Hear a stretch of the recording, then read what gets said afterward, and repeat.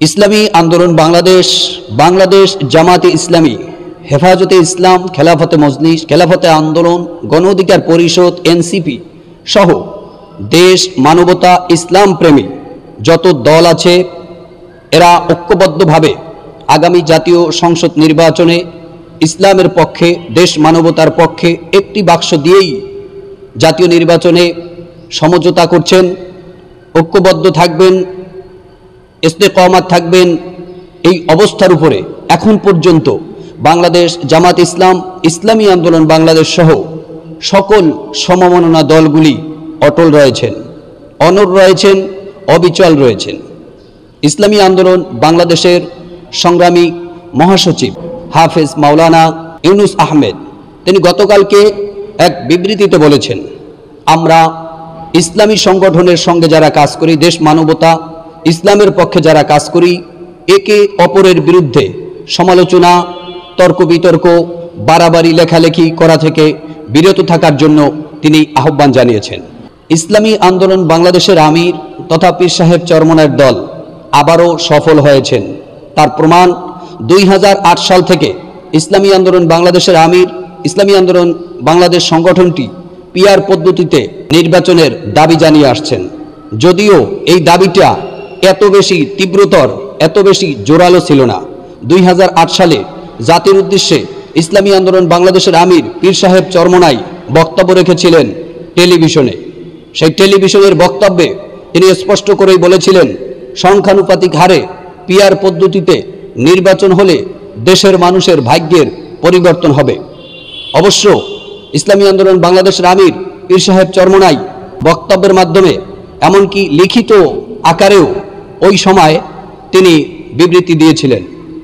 সেই 2008 সাল থেকে দাবি করা ইসলামী আন্দোলন বাংলাদেশের প্রাণের দাবি সংখ্যানুপাতিক হারে পিআর পদ্ধতিতে নির্বাচন 2024-এর গণ অভ্যুত্থানের পরের বাংলাদেশে আবার জাতীয় মহাসমাবেশ 2025-এ 28 জুন রাজধানী সোহরাওয়ার্দী উদ্যানে জোরালোভাবে আওয়াজ তুলেছেন পীর সাহেব চরমনাই।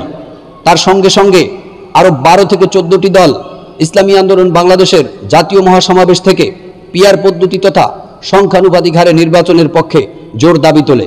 অনেকেই পিআর পদ্ধতি তথা সংখ্যানুপাতিক হারে নির্বাচন চাওয়াকে কেন্দ্র করে ট্রোল করেছেন, সমালোচনা করেছেন, ইনসাল্ট করেছেন, টিস্কারি করেছেন। বলেছেন যাদের ফিটনেস নাই, ফিটনেসবিহীন দলগুলি পিআরে নির্বাচন চায়। বিএনপির একজন গুরুত্বপূর্ণ পদে থাকা সালাউদ্দিন সাহেব বলেছেন, পিআর পদ্ধতি সংখ্যানুপাতিক হারে এটা খায় না মাথায় দেয়, এটা নাকি বাংলাদেশে কখনোই আসবে বলে তিনি মনে তো দূরের কথা কল্পনায় আনতে পারছেন না। কিন্তু আল্লাহ পাক রব্বুল আলমিনের মেহেরবানিতে 2008 সাল থেকে দাবি করা ইসলামী আন্দোলন বাংলাদেশ পীর সাহেব চরমনায়ের সে প্রাণের দাবি 2025-এ এসে পিআর পদ্ধতিতে ইনশাআল্লাহ তাআলা বাংলাদেশে আগামী জাতীয় সংসদ নির্বাচন হতে যাচ্ছে। তবে অদ্য পর্যন্ত 100 আসনে উচ্চকক্ষে পিআর থাকবে বলে জানিয়েছেন আলী রিয়াজ। ইসলামী আন্দোলন বাংলাদেশের প্রেসিডিয়াম সদস্য অধ্যাপক আশরাফ আলী আকন তিনি ভরা মজলিসেই কড়া প্রতিবাদ জানান যে আমরা অধিকাংশ দল পিআর পদ্ধতিতে শুধু 100 আসনে উচ্চকক্ষে আমাদের পিআর দাবি নয়, বরং সমস্ত আসনগুলিতে সর্বক্ষেত্রে এমনকি নিম্নকক্ষেও আমরা সংখ্যানুপাতিক হারে পিআর পদ্ধতিতে নির্বাচন চেয়েছি। এ ব্যাপারে সমস্ত রাজনৈতিক দলগুলি হ্যাঁ ভোট দিয়েছে, কিন্তু একটি অথবা দু একটি দল না ভোট দিয়েছে। সমস্ত দলগুলিকে একটু কেমন যেন অ্যাভয়েড করে শুধুমাত্র দু একটি দলের কথা মতো 100 আসনে উচ্চ কক্ষে পিআর সংখ্যানুপাতিক হারে নির্বাচনের ঘোষণা দিয়া সনদ বাস্তবায়ন হতে যাচ্ছে, যার তীব্র প্রতিবাদ ভরা মজলিসেই করেছেন ইসলামী আন্দোলন বাংলাদেশের প্রেসিডিয়াম সদস্য অধ্যাপক আশরাফ আলী আকন। ইসলামী আন্দোলন বাংলাদেশের এই নেতার পক্ষে ব্যাপক আকারে প্রশংসায় ভাসছেন গোটা বাংলাদেশ।